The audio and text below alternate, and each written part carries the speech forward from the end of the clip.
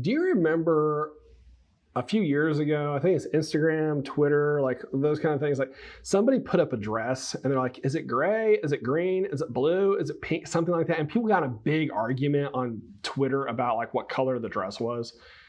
Yeah, or the pair of Nikes. They're like, is it green? Is it gray? Like, those kind of things. Now, some of us, like, I can't see squat, so I have no idea what it was. I can't even recognize a dress. I'm like, oh, that looks cool, I guess. Yeah, but people were very passionate, right, about very frivolous arguments. Or think of like, if you ask somebody who's got the best spicy chicken sandwich, somebody will say Chick-fil-A is pretty good. Somebody's going to say Popeyes, and there's going to be a fight. If any of y'all say Wendy's, like, I'm sorry to tell you, but the Wendy's is trash when it comes to chicken sandwiches. But all that's perspectives, right? If we're looking at things like racial injustice inside the United States, when we talk to many different people, we find many different perspectives. And we're quick to determine if their perspective is right or wrong based on how it connects to us personally, right? That's part of being human.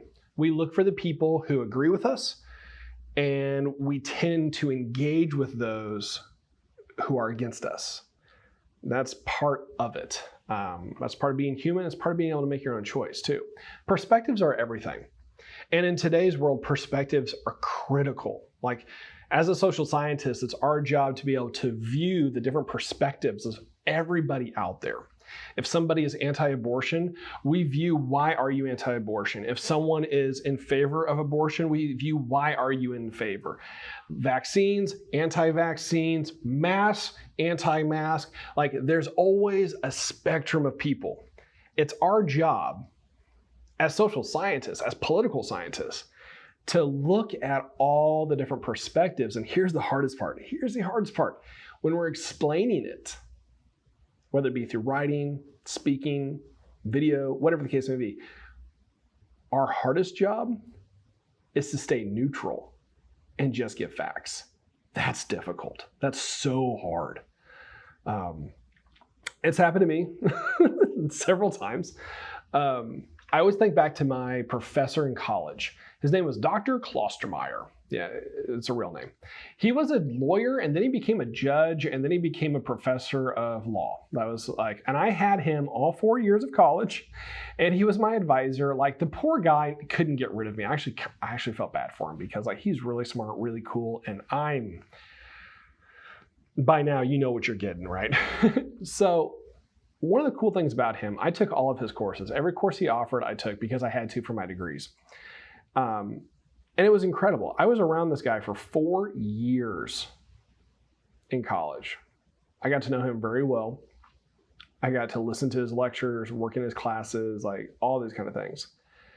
And yet, all these years later, sitting in 2020, I still cannot tell you how he votes in an election. It's very fascinating. He was so good at being neutral while providing different perspectives that we never knew how he voted in any election. And because of that, it really stuck out to me. I'm like, it is possible. We can do that. That's why some of you have probably asked me already, a couple of weeks in the school year, how are you going to vote in this election? Who's going to become president? I probably have given you an answer that did not satisfy you. Because I'm like, I don't know. We'll figure it out. Because I want to stay neutral while providing just facts. It's my job to bring in the perspectives and then send them back out without putting my own emphasis into it, all right? So I give you that story because what you're looking at today is perspectives. When we look at the Revolutionary War, especially us sitting here in the United States today, we tend to focus a lot on the colonists, all right? It's more specifically, we focus on the colonists who identified themselves as patriots, not the football team, actual patriots.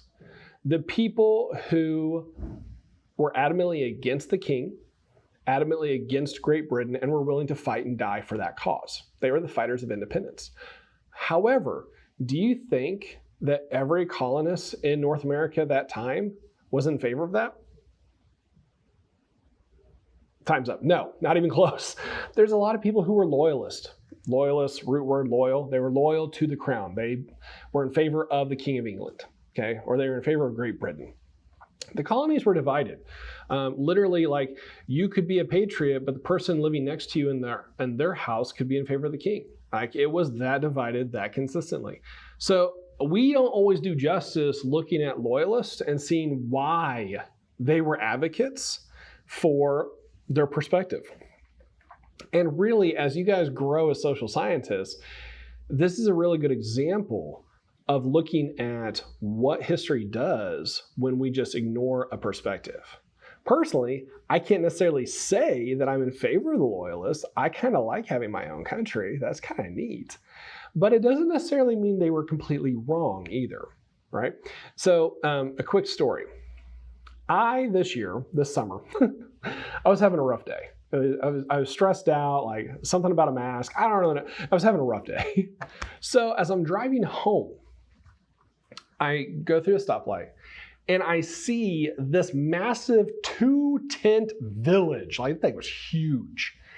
And it was all materials to support Donald Trump in his presidential campaign. Okay? I was having a bad day. So I did what any person would do. I pulled in.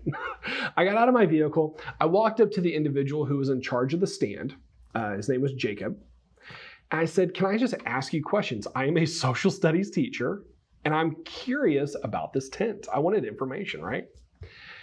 And talking to him, and really not even talking to him, listening to him, gave me such an interesting perspective. It gave me something completely different from what I'm used to. Most people that I'm around on a daily basis were completely opposite of Jacob. But what Jacob said was fascinating in the fact that he was able to deliver his ideas. He was able to convey them, like give them to me. But he wasn't rude. He wasn't impolite. He wasn't hateful. He didn't yell.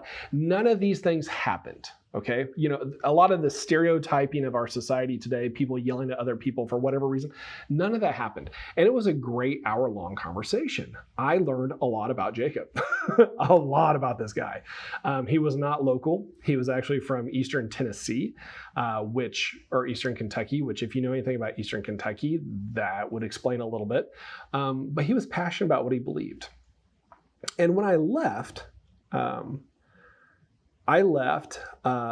not persuaded by any means or changed or anything like that, but I was enlightened in the sake of I had stood there for an hour listening to a man talk about his perspective in society.